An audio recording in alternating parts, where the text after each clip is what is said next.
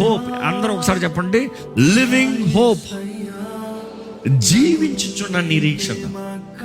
నువ్వు బ్రతుకుతావు, నువ్వు జీవిస్తావు.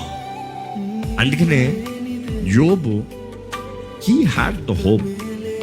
ఇదిగో తన చుట్టూ అంతా తారుమారైపోతున్నా కూడా, అంతా పడిపోతున్నా, అంతా కూలిపోయింది, అంతా అయిపోయిందన్న పరిస్థితుల్లో కూడా నా విమోచకుడు సజీవుడు.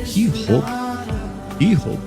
యేసు ప్రభు మీదే మన నిరీక్షణ ఉండాలి. ఈరోజు చాలా మందికి డబ్బుల పైన, అందుకనే మొత్తానికి కూలిపోయి అబ్బా జీవితమే వేస్ట్ అని చచ్చిపోతానని సూసైడ్. కొంతమందికి మనుషుల పైన.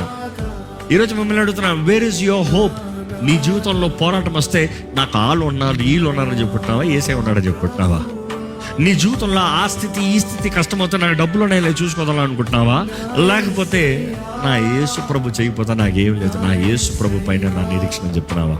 ఈరోజు మిమ్మల్ని అడుగుతున్నాను, where is your hope? Your hope should be in the person Jesus Christ. Yesu మీద ఉండాలి. ఎందుకంటే ఆయన మరణాన్ని జయించాడు, పాపాన్ని ఓడించాడు, పునరుద్ధానుడై తిరిగి లేచాడు. కాబట్టి